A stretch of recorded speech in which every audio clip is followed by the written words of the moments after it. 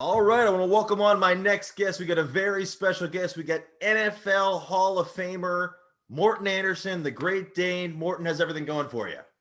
I'm doing fantastic. How you doing, bud? I'm doing well. I'm doing really well. How's everything going for you? This year is very different than past, but hopefully we're getting through it. How's everything going for you? Yeah, I traveled to New York back in February, so I think I got the COVID with no symptoms, so I had the antibody, but I tested negative. The rest of the family tested negative, so it's one of those things. Some people get really sick from it, and others have no symptoms.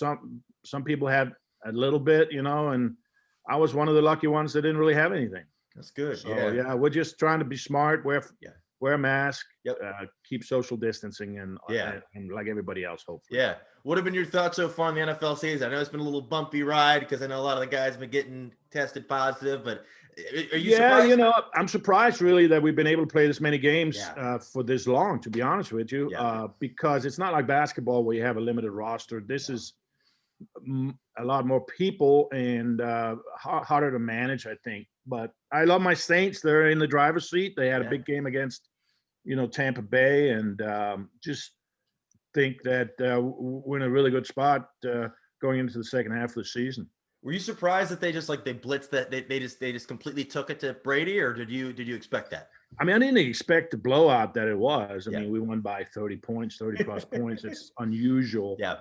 But we were able to get to Tom a little bit. And, Breeze is just very good. And he's got offensive weapons. And we were able to run the ball too, which kind of set up our play action. So Yeah. Yeah. I really liked our game plan there. And, we got the Niners this weekend, and they're banged up big time. Oh yeah. So There's that should everybody. hopefully be a W. You never know. Yeah. But, Yeah. so it's looking pretty good for the Saints right now. Absolutely. So I want to ask you a little about your football career. So I know you grew up in Denmark. How did you get introduced to the game of football? Yeah, I was an exchange student back in 1977 and came here on a exchange program, supposed to be here 10 months. And that turned into 40 plus years. A little bit longer. But the football was what got me here and kept me here. I was supposed to go back after, like I said, after 10 months. My host family and my head coach at Ben Davis High School introduced me to the game, and I just loved it right away. It was just a fascinating game to me. High scoring, high power, lots of action, and I love being part of it. And that feeling of being part of something bigger than yourself, I think, was really important to me. And then I got to be a pretty good kicker, and was recruited to go to Michigan State by another Danish guy that was a kicker up there. And then the ball was rolling, and became an All-American at Michigan State. We had some good years up there with the Spartans, and then I was drafted in 1982 by the Saints in the fourth round. First kicker taken in that year's draft. Oh, cool. I have a question. Did any of your family back home there like, what is football? Yeah, they didn't know. I didn't know for a while. I was a little concerned when I saw the ball for the first time because it wasn't round, But it was just a great game, and I just fell in love with the game and with the whole atmosphere around it, the fans, and how popular it was. It blew me away. I was used to playing soccer in front of maybe 100 people, 50 people. And here was at Michigan State, and even in high school, 10,000 people, 10,000 people at a game. And, at Michigan State, Big Ten football, you're looking at 74,000. And when we played Michigan, 105,000. So there were some different numbers. Yeah. So I have a question about, where are you from? Where's the town you grew up in Denmark? It's a little fishing village called Struer, Struer, Struer. Are you familiar with I'm definitely botching the pronunciation. Are you familiar with Holstebro? Yeah, that's 15 kilometers south of us. Oh, cool. Yeah, there. What do you know? I in high school we did an exchange program for about a couple of weeks. We had a host family come in from Holstebro, definitely, and then we went to Copenhagen, went there, so that was a lot of fun. I have a question: Are you a Tuborg man or a Carlsberg man?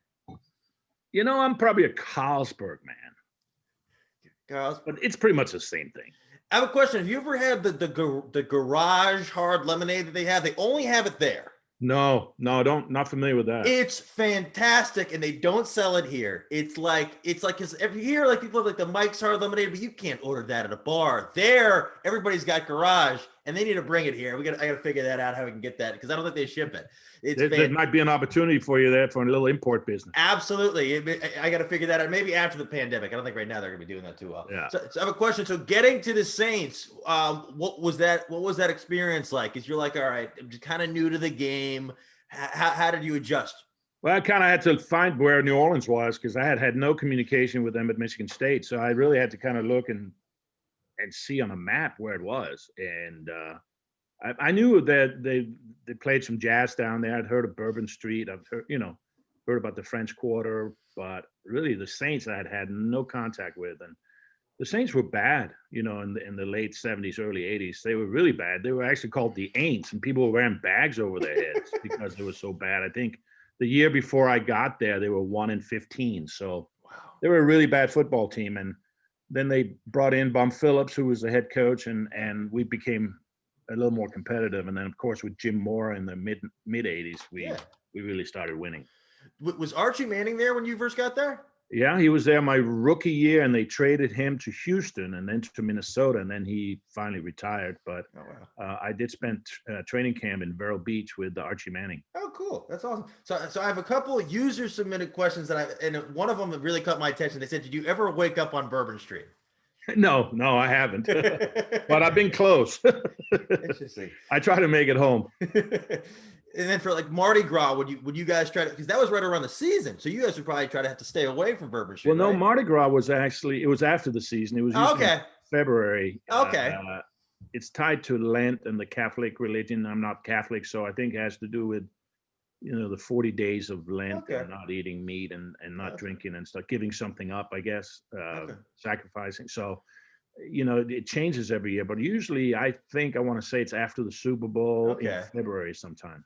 Okay. I have a question. Were there any kickers that you kind of studied either before you got to the NFL or while you were there, just to kind of like their motions or their technique? Yeah, I think Jan Stenerud was the guy that everybody kind of looked to. He was one of the first legit, soccer style kicker. You had the Gogolak brothers that were soccer style kickers as well, but Jan really took it to another level. He was able to add the power element to kicking and accuracy. So, he's in the Pro Football Hall of Fame as I am, and he was the first kicker and the only kicker for a long, long time until I got in there in 2017. Does icing work on any or most kickers, or is it just I can only speak for myself, and I kid everybody and say you can't ice. So if you're tough, if you're an ice cube anyway, you can't be affected. I didn't mind it because it gave me extra time to kind of relax, find my target, and just swing my leg. And when the whistle blew, you just recycle and go back into your pre-kick routine. So for me, it didn't work. I usually performed at the same level, whether they called timeout or not. It didn't matter to me. I don't know if you saw it earlier in the year. I think it was the Chiefs with Harrison Butker, where he had to do like 350-plus 58 yarders or something. Yeah, it was crazy. Unbelievable. Who in your opinion, who are the best few kickers in the National Football League today? Well, he's very good. He's young. He's got lots of upside. There's a lot of really good ones. Baltimore has a really good one. Tucker.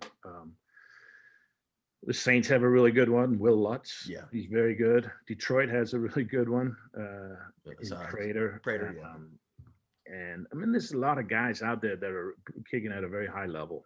And so it's exciting to watch. I mean, they're hitting 60-yarders like the old 50-yarders now. And I think we're going to see a 70-yard field goal. Really? I do. I think we will. Interesting. What's the longest? What's if you went out there today? What's the farthest? Oh, I haven't kicked since 2017, so that's really not a fair question, man. So you've even tried it? You just no. Once I hung them up, man. But I'm coaching.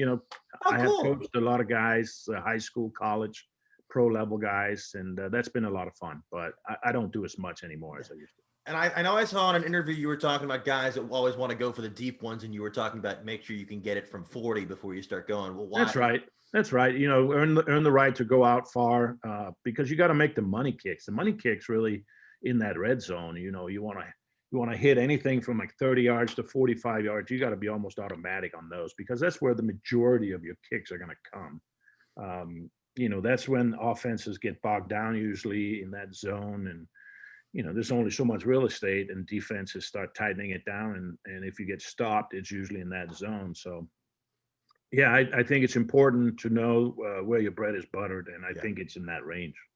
Why do you think? I know at least last year or the past few years, a lot of guys had trouble with the extra point. Why do you think that is?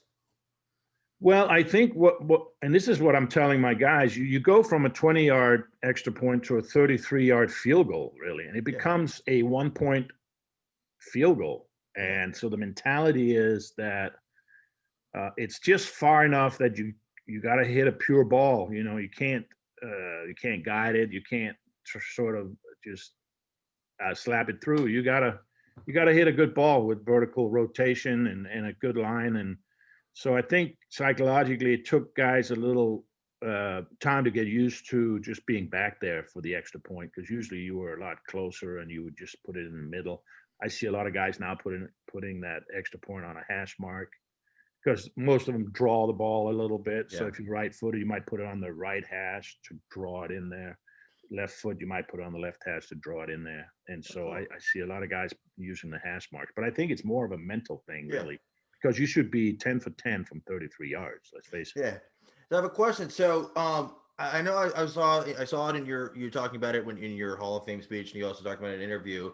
So there was a period of time where you were not in the NFL, but you were practicing to be in it, and people were telling you were crazy. What was that like? Yeah, that was a weird time. I mean, that was a gut check time. That was the world of suck, I call it, because nobody's watching and the phone's not ringing and you're unemployed and you're in a public park for 20 months and you know, if the kids need the field to play football, you got to get out of there. You just don't have the facilities to work out. You know, the Falcons weren't offering their fields up, so you know, I wasn't employed. I wasn't on the payroll, so you had to make do with whatever you could find. And it was a humbling experience for a long time. And people, I think, might have thought I was a little crazy to pursue it. But you know, I was only 77 points away from becoming the all-time leading scorer at the time. And so to me, it was very important to kind of finish on my terms. A lot of guys don't get to do it. No. You know, it gets determined for them. And I felt very, you know, very stubborn about it. My will was strong as far as I didn't want to be, I didn't want to go out having finished in Minnesota. I wanted to, you know, there was more left in the tank basically is what I felt. And that proved correct. Were you kind of letting it known, like, "Hey, I'm still interested," like putting feelers out there, or were you Oh yeah, just for sure. I mean, Okay, everybody knew I was available, working out. okay, I actually got a call from Coach Reed when he was in Philly, and David Akers had pulled a hamstring or something was going on, and he was looking to bring me in for one game until David got healthy again. And I said, "Yeah, I'm ready to go." And then David ended up playing that game, so it didn't become relevant. But I was ready to fly to Philadelphia to play for the Eagles for a game. and then so how did it come about that? How did the Falcons? How did they bring you back in? Yeah, they had a punter named Michael Kanan. He was also doing the kicking in 2006, and he was struggling doing both. It was just too much, and so he missed some kicks against Tampa Bay. I think it was short kicks that should have been made, and cost him the game, I believe. So they called me. I was sitting in my basement with my neighbor having a couple of cold beers, and I told my neighbor that I was switching to water. So because the phone was going to ring, and the phone did ring, and then I had a tryout the next day against you know, four other guys half my age. Now I'm 46 years old, and these guys were 23, 22, right out of college. You know, I call them flat bellies. You know, they were. Certainly wasn't a flat belly, but I won the job and signed a 1 year contract, and then in December, a couple of months later, I did become the all-time leading That's scorer. So awesome. it was worth, you know, it was worth the journey. Yeah. It was worth the 20 months in the park. It was worth the grinding and even though there was doubt and maybe this doesn't ever happen, at least I knew I was ready if it did and when it did. And it did happen. And I was ready and did win the job and I did get the record. Were there any like days where you're like, all right, what am I doing? Like, why am I Yeah, waiting? there was. And then we just kicked some more, my trainer and I were out there and we grinded and we just said, listen, this is the journey right now. And it's not about to change until something drastic lets us know that we have to change. So I have an idea I want to run by you. I've been thinking they've been doing it for years, but they haven't done it. I think once the pandemic is over and once they bring back the Pro Bowl, I think they should implement a field goal kicking contest. Do you think kickers would have any interest in doing that kind of thing? Like sort of like the home run derby in baseball? I think that's a fantastic idea. We actually had it back in the 80s. We used to go to Hawaii and have a contest, all the kickers in the NFL, and the winner would get $10,000. And was it televised? It was televised, yeah. Oh. It was actually Chris Berman and Mick Luckhurst were the announcers. So I think it was on ESPN. I don't know if you could probably Google it and yeah. That'd be electric. Who wouldn't want to watch that? That's like there was a kicker for Tampa Bay back then called Donald Ikwe-Buike. He was from Nigeria. I know but anyway, he had been out all night partying, and the next day we had the first thing we were doing on live television was we were kicking field goals into a convertible, and whoever got the ball from 50 yards, you got one shot. If you could put the ball and it stayed in the convertible, you won the car. So we had all gotten rest, and I think I hit the windshield. Donald steps up and drills it and wins the car, completely hung over. I mean, it was unbelievable. The guy was amazing. 50 yards, it stays on the convertible, and he drives away with a big smile in the convertible. That's incredible. They took that away. They have the current Pro Bowl. They have all this stuff. I'm like, what the hell are you doing? It was great. It's so good. It's a great idea, and I'm surprised somebody hasn't run with that. There's another one for you. Now you're going to import drinks from Denmark. I'm telling you. And now you got a field goal. Making it happen. We're making it happen. You're 2 for 2, man. Keep it going. Hey, that's what I'm talking about. It's a good percentage. But I'm like, this would be electric because people get so excited for the home run derby. I'm like, if you see guys booting it from 50, 60 yards, and then all of a sudden, like, even if they had to do like best out of 10, it'd be incredible. Like it'd be incredible. It's wild. It's interesting. What's the most difficult field goal you've ever had to complete? Well, anytime you have bad footing, so like Chicago was a tough field because it was sandy, and your plant foot would slide, and that would change your strike point. So anytime you had like muddy field or wet, it was difficult. And if you had a really strong wind, that could be so. If you had bad field and wind, boy, that's a tough day. Like Candlestick or Chicago or Green Bay. Was FedEx? FedEx? Did it have pretty? What was FedEx in Washington. Yeah, how was the field there? I never got people complain about. No, that was a nice field. The old Redskins Stadium was bad. RFK. Oh, really? Interesting. Yeah. Interesting. Yeah. And because I remember one of them. I remember Vinatieri had to do was like in the snow. Did you ever do anything like that? Like when you kind of just move it out? Yeah, we played Philadelphia, and I had a 52-yard field goal to put us into overtime in the snow in the old Vet Stadium in Philly, and then 50-yarder in overtime in the snow to win it. Wow.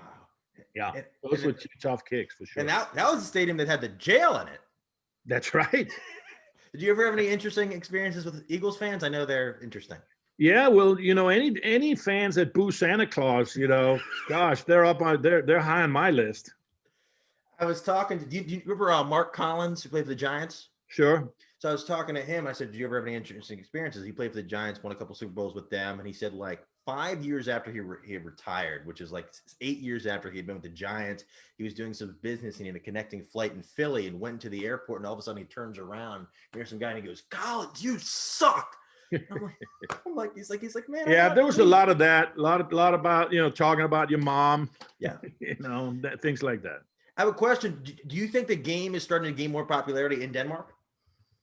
It is popular over there, and it's just a small country, and soccer and team handball, those are the big sports there. That's just the way it goes. You're not going to supplant them in popularity, but it does have a place it's still a niche sport, but it's gotten more popular certainly when they found out that I was playing and I was Danish, it became more popular, and we went to the Super Bowl in '99. It became quite popular, and people followed it.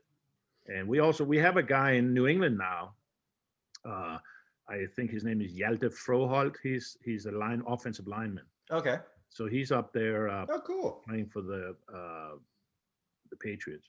Oh, cool. I have a question. At what point in your career did they finally start televising it in Denmark?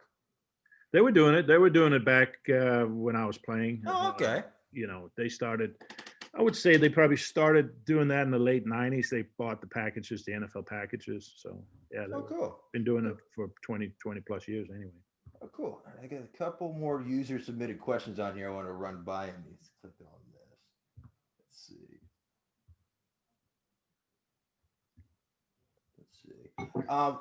Was it difficult for you from going to the Saints? No, here's the question.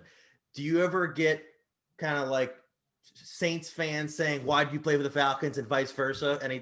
Is that a common? Yeah, that happens. I mean, but that's just the nature of the beast, because the teams are rivals, and so when you go from the home team to the bad boys, we'll go from New Orleans to Atlanta, or vice versa.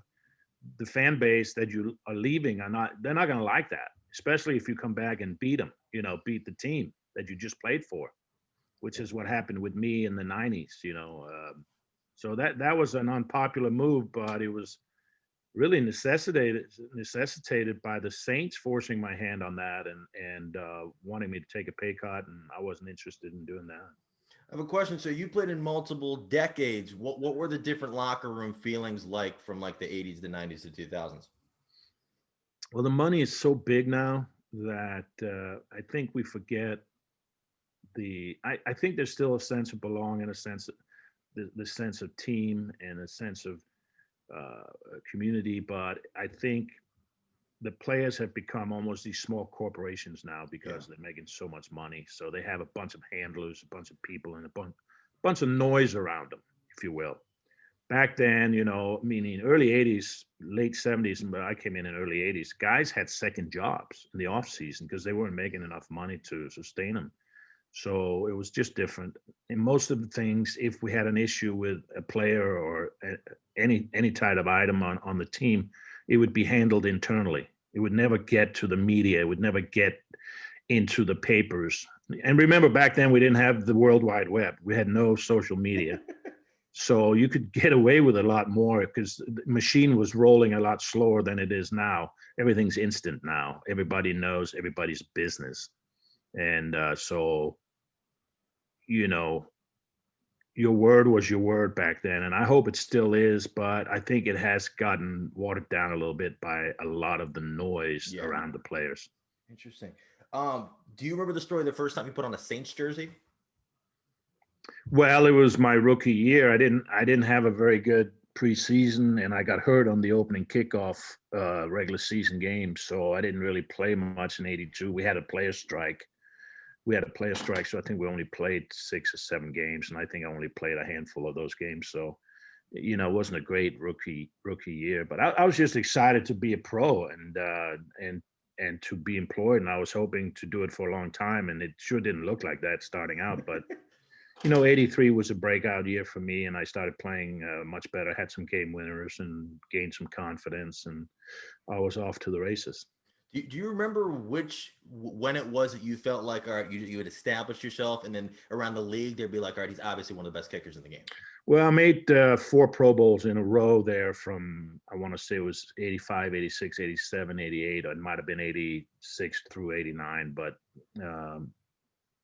that run right there was significant in establishing my street cred, if you will, and so that helped. So having 7 Pro Bowls is a lot for a kicker, so I'm very proud of that.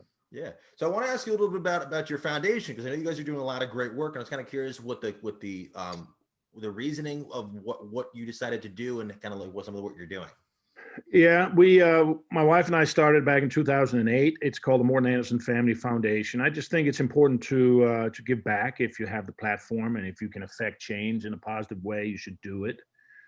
We support a number of charities here in Atlanta, children's and youth related charities. We Boys and Girls Club, and they're too numerous to mention, but suffice it to say, we try to spread the love as much as possible. So that's one side of it. The other side is a military side of it, and we're celebrating or remembering Veterans Day yesterday. So this one hits home.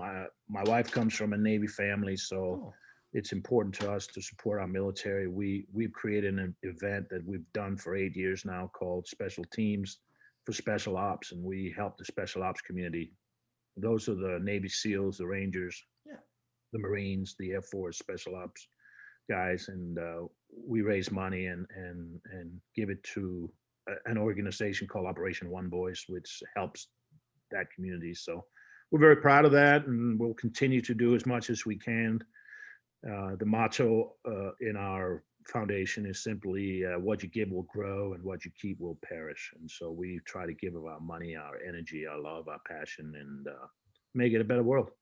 It's awesome. And then I know you recently started up a podcast. What kind of made you decide to do that? Yeah, because my network is really big, and I like to talk. I like to talk to people. I like to listen. Yeah. I like to learn more about people, similar to what you're doing. And so we started. I'm a brand ambassador for Vegas Insider, which is an online betting site that empowers the iGamers, educates the iGamers, and helps them through that environment. And so Great Dane Nation was the name I came up with.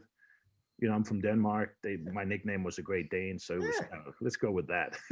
know. And we've had some great guests on. Our first guest was Archie Manning, awesome. and you can see the list.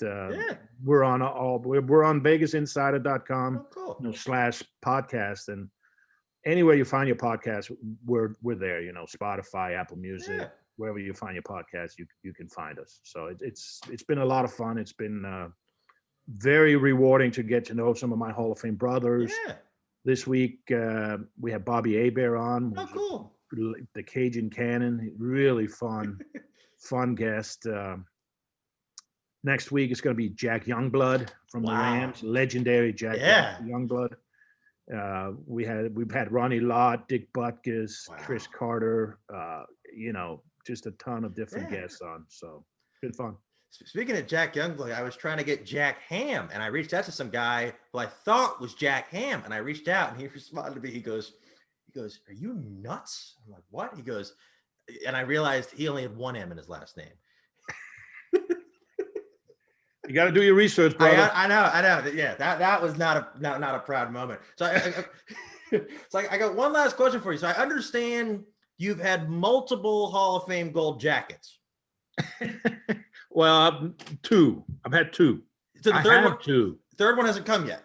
No, still haven't shown up. So I think they're losing faith in. Do you know of anybody else that has multiple? I do, but I'm not allowed to say. So how did you end up with the second one, and then what happened? Why did you need it? Well, the first one, a lady dapped it with a Sharpie. Can't get that off, man. It's right in front. And then I spilled red wine on it and cigar ashes, and it was terrible. I felt so bad because it's a sacred, symbol of belonging. Yeah. I'm trying to take care of the thing, and but I was just so excited when I got elected that I got a little carried away, I think, the first couple of nights. Interesting. Yeah. And I saw the second time you were with Jimmy Buffett. Yeah, that was another. It ripped the arm ripped on the whole thing in the Superdome. Just a big gash like this, and it's a mess. So trying to get it stitched up, it just ripped in a very weird way that it's not in a seam, it's in the fabric. Oh. It's going to be really hard to repair. Yeah, not good. I wonder if, because I know they were having a bunch of guys get in this year, and then they postponed it for next year. They're like, all right, we're making 30 of these. We'll get one more and do it then. I'm hoping. So if they would have had it this year, would you have worn it ripped or worn something different? Yeah, I would have worn it. I mean, it is what it is. It's part of my badge of honor, I guess. Yeah. It's part of the journey. So yeah, absolutely wear a gold jacket when I can. Who do you think the next kicker to be inducted should be? Adam Vinatieri should be the next guy. And there's a lot of other guys. Gary Anderson is very deserving, and Jason Hansen up in Detroit. That there's a lot of guys that are deserving, but I think Adam's the next guy. Yeah. Have you gotten any calls to come kick since you retired? No, not at all. Really? People know I'm done. Washington could use you. I don't know if you've seen Hopkins. Yeah, I'm done. All right, yeah. Well, that's really all the questions I really have for you. So I appreciate it, man. Great yeah. Dane Nation. If you Yeah. can plug that out, send me Yeah, the link, and will do. I'll share it with my producer, and Awesome. we'll plug it. Okay. Cool. And then how can people find you on social media just to keep up with you? At Great Dane 2544, which was my point total. So Twitter and Instagram is both at Great Dane 2544. Cool. So I'll link that. I'll link your podcast, link your foundation, and I'll send it all to you. Beautiful, man. I appreciate you. Thanks for your time. Absolutely. We got to get garage in the United States. And we got to get the I agree, man. I agree. Next time you're over there, it's garage hard lemonade. It's I haven't heard of it. It's I'll fantastic. check it out.